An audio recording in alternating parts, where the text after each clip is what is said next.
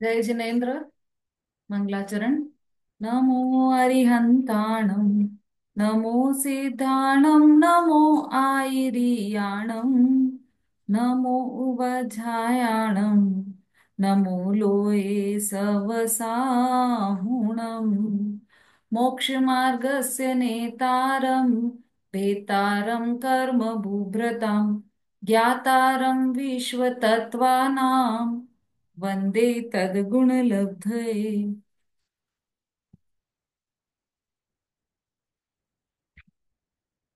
तत्वार्थ सूत्र जी ग्रंथ है जिसे मोक्ष शास्त्र भी कहा जाता है।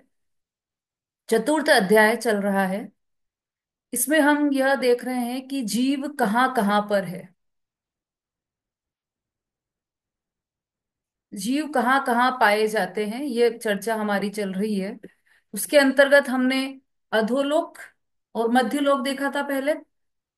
अब ऊर्ध्वलोक में भी जीव पाए जाते हैं, तो वो कहाँ पर और किस तरह से पाए जाते हैं वह चर्चा चल रही है हमारी।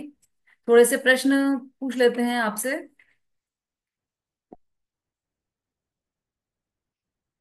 देव कितने निकाय वाले होते हैं?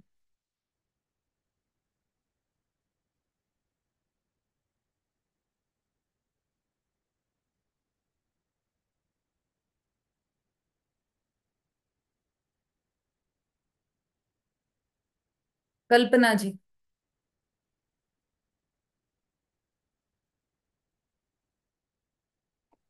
देव दीदी चार निकाय वाले होते हैं। कौन कौन से निकाय हैं? नाम याद है? चलिए हाँ कोई बात। दीदी। सही दीदी उत्तर दिया भवन आपने। वासी हाँ। व्यंतर। हम्म। भवन व्यंतर ज्योतिष वैमानिक। हाँ बिल्कुल ठीक है। अब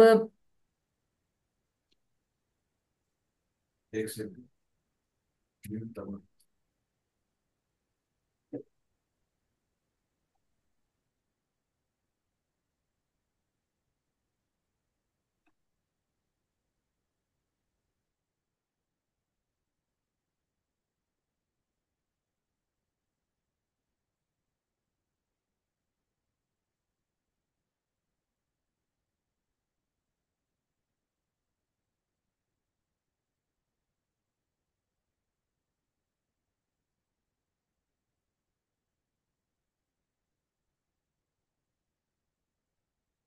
लोक मध्यलोक सत्यलोक उद्यलोक मध्यलोक उद्यलोक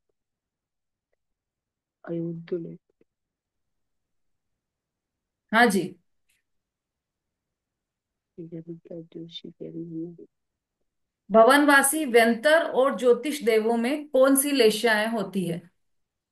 अगला प्रश्न है। अनीता जी बोलिए।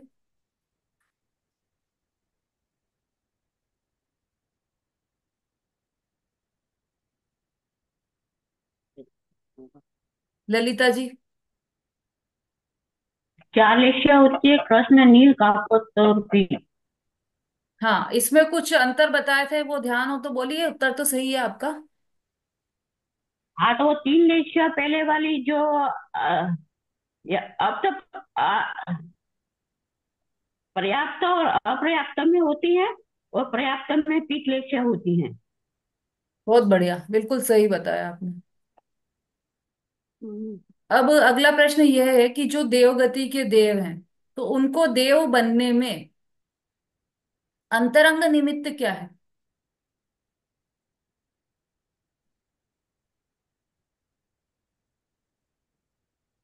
इंद्र इंद्र सामान्य त्रस।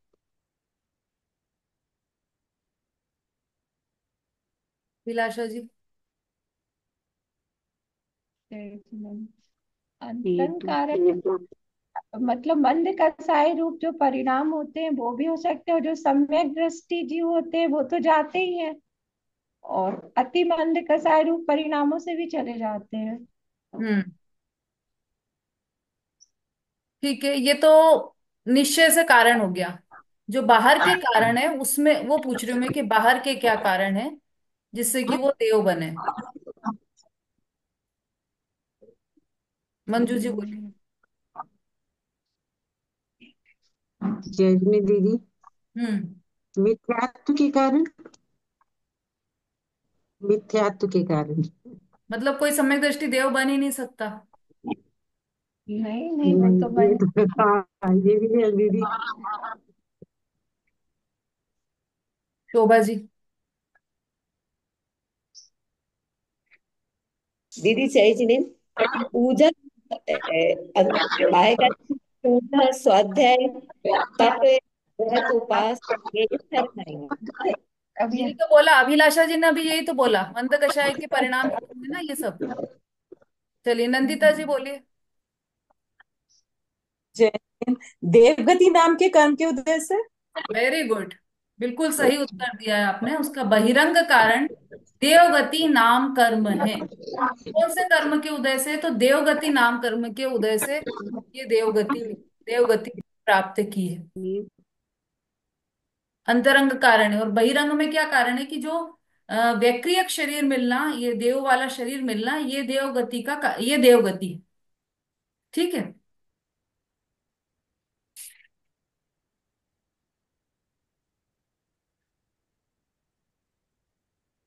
हम्म, अब इन चारों देवगति। देवों के, चार निकाय के जो देव है, उनके भेद कितने कितने हैं?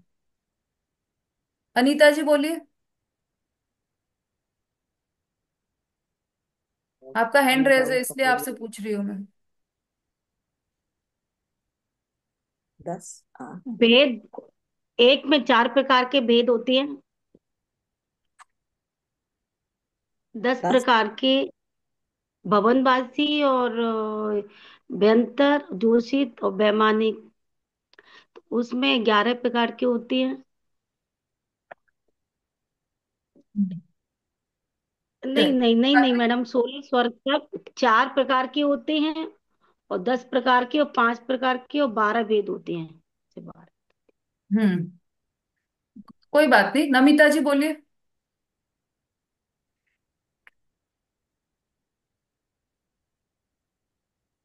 दीदी भवनवासी के 8 10 होते हैं, व्यंतर के 8, ज्योतिषियों के 5 और वैमानिक के 12।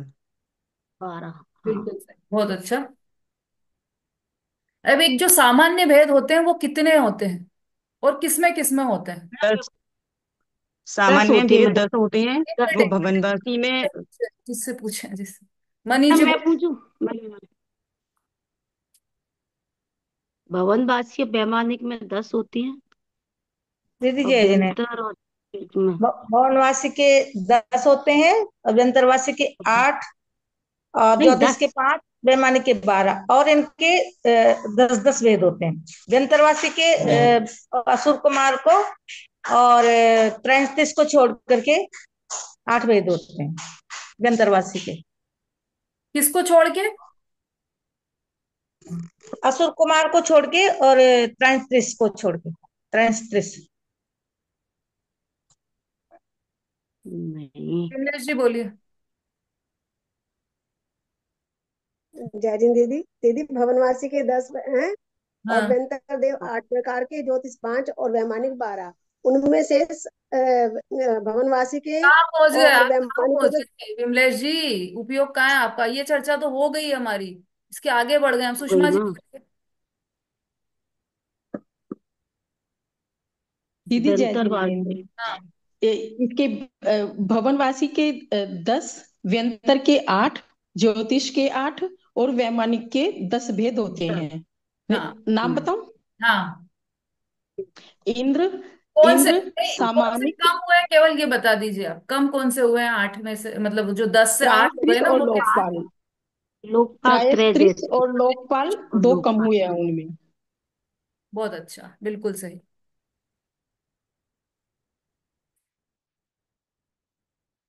अब है ना, ऐसे प्रश्न बनाए पूछेंगे तो बहुत टाइम हो जाएगा। चलिए। हाँ। देखो, एक प्रश्न आया भी था किसी का, शायद रेणु जी का है क्या? रेणु जी दिखाई नहीं दे रहे मुझे, शायद नहीं होंगे वो। एक प्रश्न आया भी था किसी का, उसी के आधार से ये प्रश्न पूछ रही हूँ कि इंद्र कितने हैं? ये जो चार निकाय के देव हैं, उनके इंद्र कितने कितने हैं? चार निकाय के देवों में इंद्र कितने कितने हैं?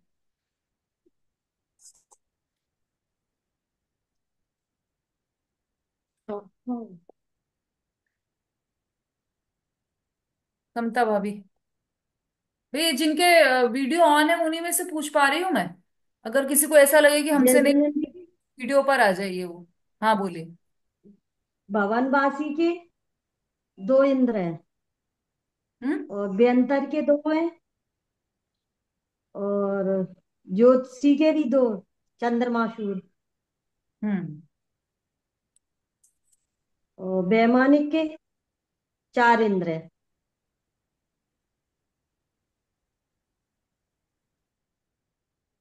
हाँ कल्पना जी बोलिए।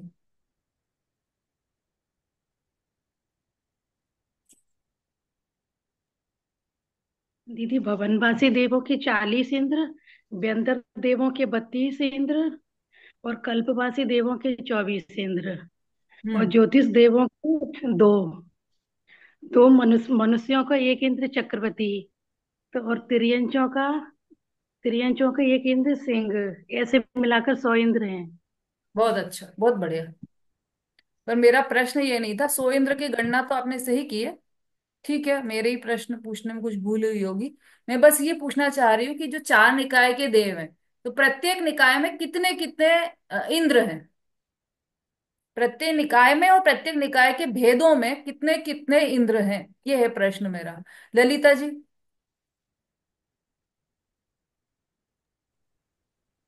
प्रत्येक के अलग अलग बताना, एक एक ये प्रत्येक का एक एक के दो दो भेद है, दो दो इंद्र और दो प्रति इंद्र है। तो कुल वेंकर भवनवासी के 40 हुए, 20 मैंने, इंद्र। अरे भाई मैंने प्रतिंद्र तो पूछे ही नहीं है अभी। चलो, कौन इसका सटीक आंसर देगा? सुषमा जी बोलिए, चलिए आप ही, समय क्योंकि अपने पास लिमिटेड है। हम्म। हाँ दीदी, भवनवासी के जैसे 10 भेद हैं, तो हर एक इंद्र के दो दो मतलब इंद्र हैंगे, तो 20 हो गए हम्म। भवनवासी के। और व्यंतर के 8 भेद हैं, तो 16 इंद्र हो गए। और ज्योतिष के ठीक है ठीक है। चलो, मुझे और शायद पूछना नहीं आ रहा है, मैं ये पूछना चाह रही हूँ कितने कितने इंद्र हैं। तो केवल मुझे ये चाहिए था कि किसके कितने इंद्र चार निकाय में। तो जो पूर्व के दो हैं, मतलब भवनवासी और वेंतरवासी, इनके प्रत्येक भेद के दो दो इंद्र हैं। और कौन बचा? ज्योतिष और वैमानिक, इनके दो दो नहीं है इंद्र। उस दिन प्रश्न पूछा था ना उनने, रेणु जी ने, कि ये भाई सोधर्म और ईशान, सानत कुमार और महेंद्र, इनके दो दो इंद्र कहाँ है? एक एक ही इंद्र है ना इनके, तो सबके दो दो इंद्र होते हैं। तो उसका उत्तर ही ये है कि इन दोनों, इनके वैमानिक देवों के दो दो इंद्र नहीं है, एक एक ही इंद्र है। और इनके जो पूर्वयो द्विंद्रा, ये जो हमारा छठा सूत्र था, उसमें बताया कि प्रथम दो जो दो निकाय हैं, भवनवासी और व्यंतर, इनके प्रत्येक के दो दो इंद्र हैं। ऐसा, स्वधर्म स्वर्ग का एक ही इंद्र है स्वधर्म इंद्र, ईशान स्वर्ग का एक ही इंद्र है ईशान इंद्र। वहां पर दो दो नहीं है। दो दो किसमें है? भवनवासी में और व्यंतर वासी में। ये बात शायद हमारी बीच में छूट गई थी, इसलिए मैंने इसको वापस क्लियर किया है। चलिए, अभी तो हम प्रश्न अब नहीं पूछ सकते, समय बहुत हो गया है। आप लोग तैयारी इतनी रखिए कि प्रश्न का उत्तर सही सही आ जाए, तो फिर जल्दी जल्दी पूछ पाएंगे अपन प्रश्न, है ना? अब हमारी चर्चा, हम वापस आ जाते हैं हमारे विषय पर। हमारी कल जो चर्चा चली थी, 26वें सूत्र तक चर्चा चली थी हमारी।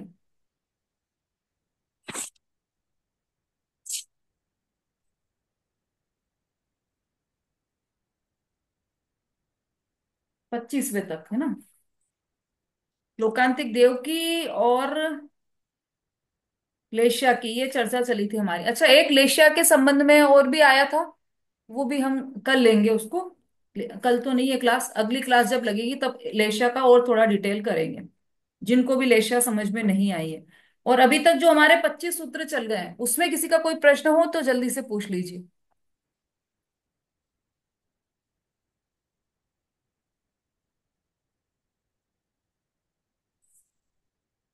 हाँ मंजू जी बोली। दीदी, मनुष्य किस स्वर्ग में उत्पन्न होते हैं, इस संदर्भ में जो हम लोगों ने तीसरा पॉइंट ये लिखा है कि कर्म भूमि वाला, हम्म। उसमें मिथ्या दृष्टि और साधन गुण स्थान बढ़ती है, वो भवनवासी से अच्युत स्वर्ग तक जाएंगे। हम्म। ये लिखवाया था ना। तो हाँ हाँ। इसमें मुझे ये कंफ्यूजन है, भवनवासी ही सिर्फ है या ये भवनत्रिक है, तीनों हैं इसमें? भवनवास। भवनवासी से। हाँ, तो से में तो तीनों ही आ तो जाएंगे। अच्छा, भवनवासी से अच्युत, तो तीनों आएंगे इसमें, है ना? ठीक है। और एक ये भी दीदी, चौथा जो पॉइंट था, द्रवलिंगी, द्रव जिनलिंगी, हम्म। ये ग्रेवेक तक जाएंगे। हम्म। और अभव्य जिनलिंगी भी ग्रेवेक तक जाएंगे। तो हाँ दोनों में फिर फर्क क्या? तो हाँ। नहीं, इन दोनों में फिर क्या फर्क? फर्क कोई फर्क नहीं? उनकी वर्तमान परिस्थिति में वहां जाने में कोई फर्क नहीं है। मतलब अभव्य जीव भी ग्रेवेक तक जा सकता है, और जो द्रव्यलिंगी मुनिराज है वो भी ग्रेवेक तक जा सकता है। दोनों का ऐसा है। तो वर्तमान में क्या फर्क समझेंगे हम? वर्तमान में ये अभव्य है, वो भव्य है, ये बड़ा फर्क है ना। अच्छा, मतलब दोनों ही ग्रेवेक तक जा सकते हैं। हाँ। ठीक है। और दीदी ये जो है ना आजीवक कांजी आहारी, ये हम्म। मैंने कल पढ़ा था। तो हम्म। ये कांजी बड़ा जो होता है ना, कांजी बड़ा, वो हाँ, वाला कांजी है ये, खट्टा पानी। वो नहीं है। हाँ दीदी, किताब में एक किताब है मेरे पास, मैं पढ़ रही थी कल उसको। एक मिनट देखो, मैंने किसमें देखा है ये। जो परमहंस वाले हैं ना, परमहंस वाले एक मत चलता है परमहंस का, उनके अनुसार और अपने ग्रंथों के अनुसार। देखो किसमें पढ़ा है मैंने कल। हाँ, ये है। कांजी आदि शुद्ध वस्तु का नीरस आहार करने वाले परमहंस आदि सहस्त्रार स्वर्ग पर्यंत जन्म ले सकते हैं, ऐसा कथन तत्वार्थ राजवार्तिक में श्री अकलंक स्वामी जी ने किया है। तत्वार्थ राजवार्तिक अच्छा में ठीक। मतलब कांजी आदि शुद्ध वस्तु का नीरस आहार करने वाले, शुद्ध वस्तु हुई वो, पर उसका नीरस आहार केवल वही वही खाएंगे जीवन भर। क्योंकि उनके इसमें बस यही बताया कि बस इतना ही खाना है आपको, तो वो बिल्कुल उनकी स्वाद की लोलुपता चली गई, नीरसता से आहार कर रहे हैं वो। ऐसे वो हंस वाले जो मत, परमहंस जो एक मत चलता है, आपने यदि मोक्ष मार्ग प्रकाशक पढ़ा हो तो उसमें परमहंस मत का भी निराकरण आया है। तो परमहंस जो मत चलता है, उसके जो मतलब उसमें जो जीव रहता है, वो जो परमहंस की मान्यता वाला है, वह सहस्त्रार स्वर्ग पर्यंत जन्म ले सकता है, वहां तक जन्म ले सकता है।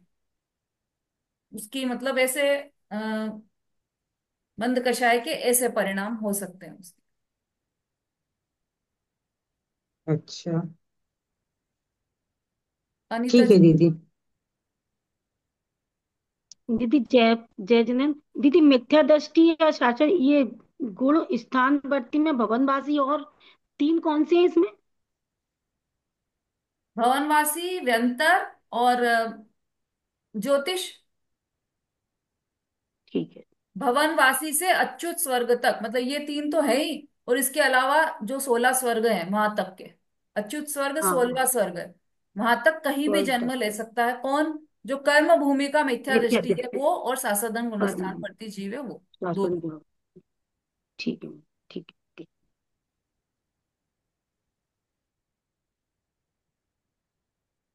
चलिए, और किसी का कोई प्रश्न है?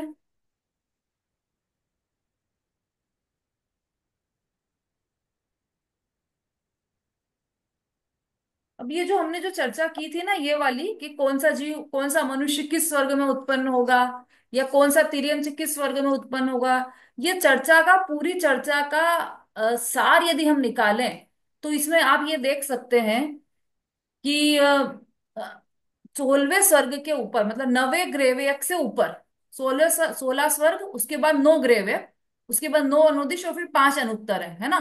तो 16 स्वर्ग के बाद जो 9 ग्रेवयक है, उसके बाद 9 अनुदिश और 5 अनुत्तर, इनमें केवल भावलिंगी मुनिराज ही जन्म ले सकते हैं। इसके अतिरिक्त तो कोई भी नहीं। ये रूल समझ लेना। जो इसमें से निकल के पूरा रूल समझ में आ रहा है वो ये है कि उसके ऊपर केवल दिगंबर भावलिंगी संत ही वहां पर उत्पन्न हो सकते हैं। किसमें? 9 अनुदिश में और 5 अनुत्तर में। और जो नवा ग्रेवेक है, वहां पर द्रव्यलिंगी मुनिराज ही जन्म ले सकते, जो 9 ग्रेवेक है उसमें।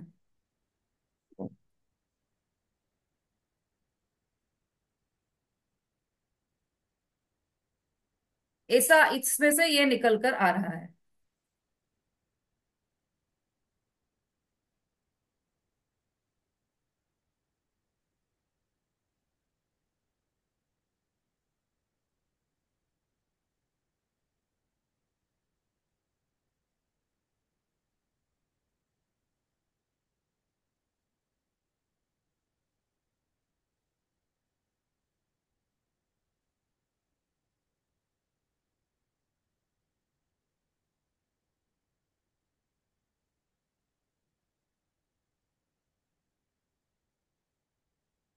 अब इसमें कौन सा जीव मरकर कहा जाता है, इसके संबंध में और हम ये देख सकते हैं कि देव चयकर देव नहीं होते, नारकी मरकर भी देव नहीं होते। ये दो तो हो गए कैंसर।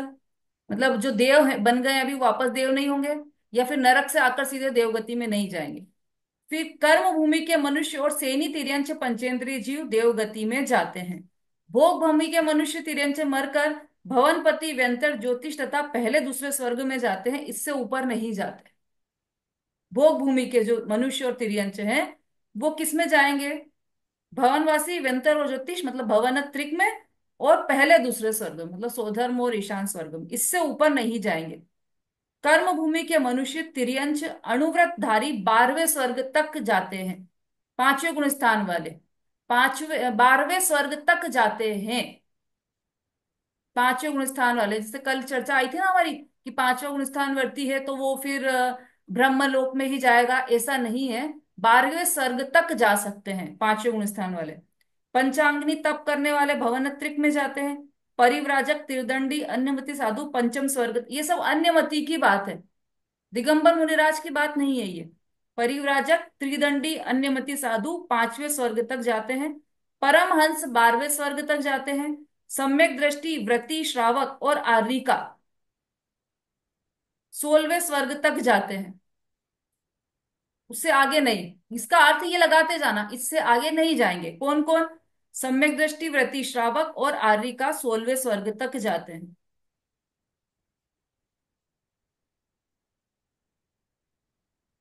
द्रव्यलिंगी मुनि नव नव ग्रह तक जाते हैं, इसके ऊपर नहीं जाते। नव अनुदिश 5 अनुत्तर इन 14 विमानों में सम्यक दृष्टि भावलिंगी मुनि ही जन्म लेते हैं, क्योंकि इनमें जाने वाला 13 विमान वाले तो एक या दो भव भी कर सकते हैं, परंतु सर्वार सिद्धि विमान वाले तो एक ही भवावतारी होते हैं, मनुष्य होकर उसी भव से मोक्ष जाएंगे। अभी तक इस जीव ने इंद्र शची इंद्राणी लोकपाल लोकांतिक देव नव अनुदिश और 5 अनुत्तर अनुत्तर इन 14 विमानों में जन्म नहीं लिया। इनमें जन्मा एक या दो से ज्यादा भव नहीं करता।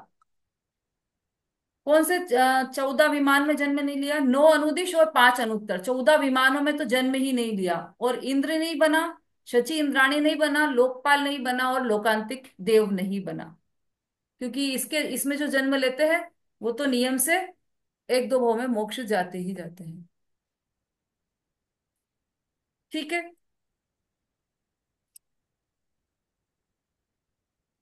अब ये विषय अपन यहीं पर करते हैं, क्योंकि इसका तो डिटेल और चाहिए तो फिर बहुत ज्यादा ग्रंथ हैं हमारे पास उपलब्ध, उनमें से आप पढ़िएगा। त्रिलोक सार वगैरह इनमें से भी आप पढ़ सकते हैं। अब हम आगे बढ़ रहे हैं हमारे विषय पर।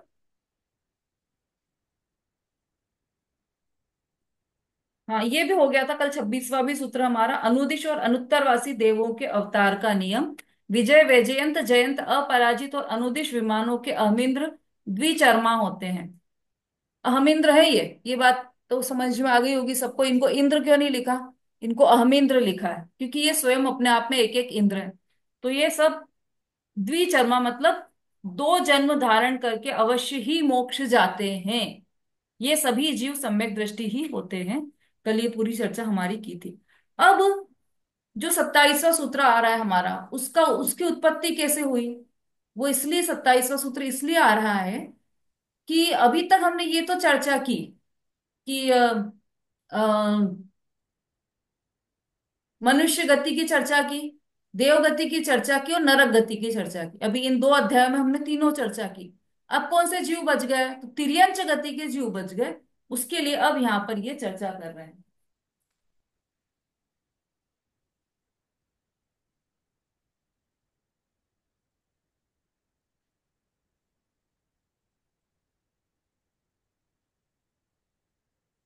तिर्यंच कौन है? औपपादिक मनुष्येभ्य शेषास्तिर्यग् योनः। औपपादिक मनुष्येभ्य शेषास्तिर्यग् योनः। सूत्र पढ़िए कुंद प्रभा जी।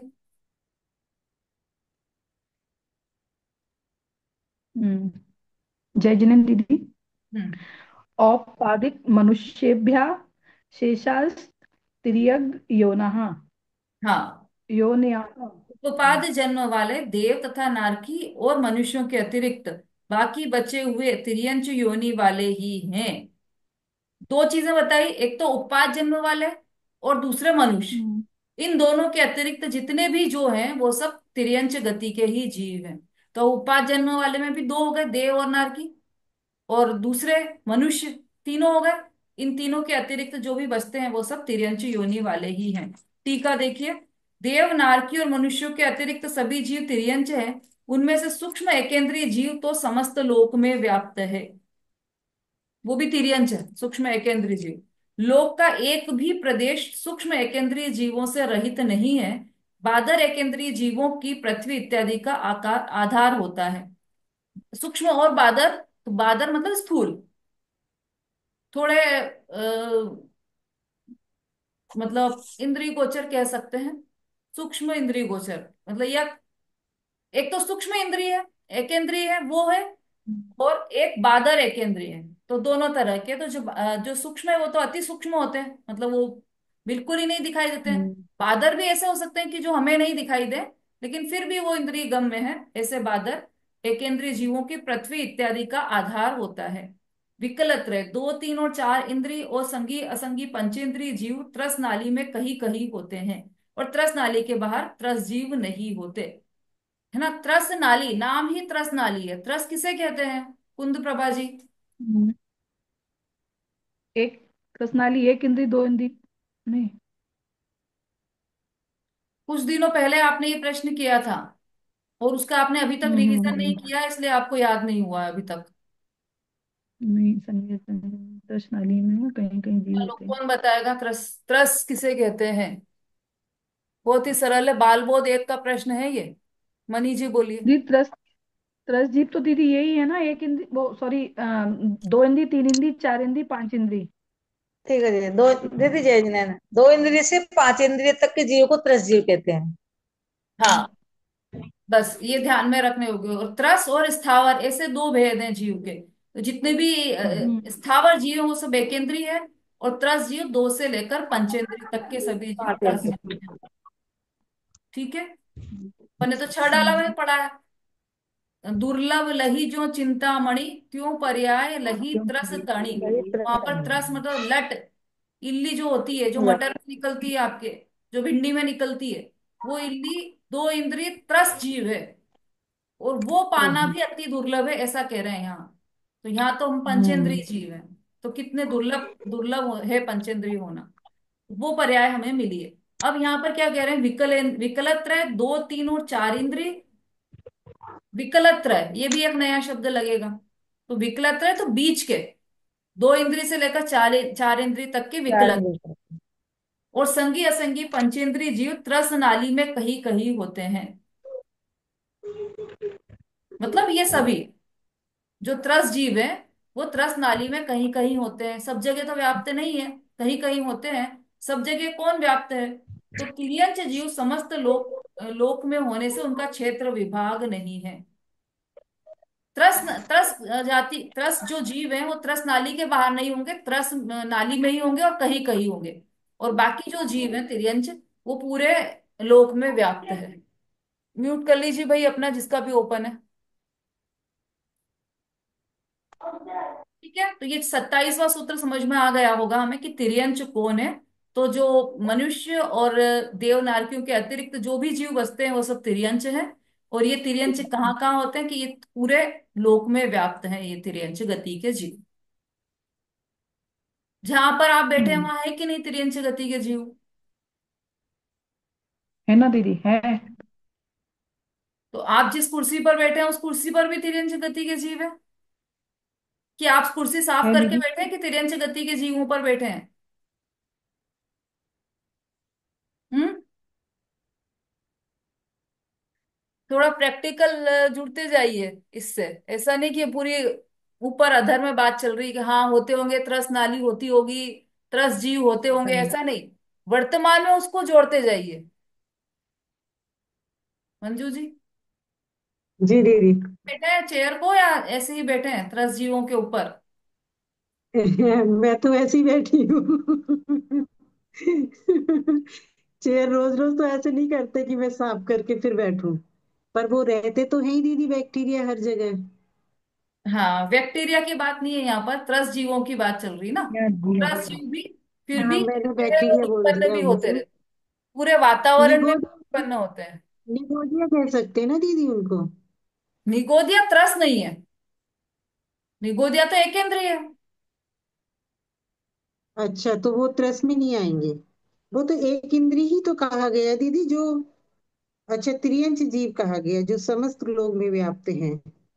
हाँ, त्रियंच जीव त्रियंच वो में भी एक निगोदिया इंद्री है, ही है। त्रियंच निगोदिया है और निगोदिया सर्वत्र व्याप्त है। हाँ, लेकिन त्रस जीव भी है ना कहीं कहीं। त्रस में तो रस दीदी नाली में। 2 से 5 इंद्री तक ही आएंगे ना। हाँ, त्रस जीव है ना 200। तो आप जिस जो जैसे जो केवल निगोदिया ही हो, वहां पर त्रस जीव भी हो सकते हैं, सूक्ष्म हाँ, त्रस जीव भी हो सकते हैं, अच्छा जो हाँ, आपकी आंखों से नहीं दिखाई दे, ऐसे त्रस जीव भी तो हो हमें सकते दिख नहीं रहा। जी। हैं, है ना। तो इसलिए ये ध्यान में रखने योग्य है कि त्रस नाली के बाहर त्रस जीव नहीं होंगे, बस इतनी सी बात ध्यान में रखने योग्य। त्रस नाली के बाहर नहीं होंगे, त्रस नाली में कहीं कहीं पर होंगे, और एकेंद्रीय जीव त्रस नाली के बाहर भी है और त्रस नाली के अंदर भी सर्वत्र व्याप्त है। ये सब तिर्यंच है, तिर्यंच की बात चल रही ना, तो ये सब तिर्यंचों की बात चल रही। दीदी त्रस नाली के बाहर जो एक इंद्री है, हाँ। तो जैसे कि जो 6 द्रव्य है जहां तक जीव रहता है त्रस नाली में, तो लोग के बाहर मतलब त्रस नाली के बाहर उनको जाने आने तिर्यंच का सब वो व्यवस्था रहती होगी।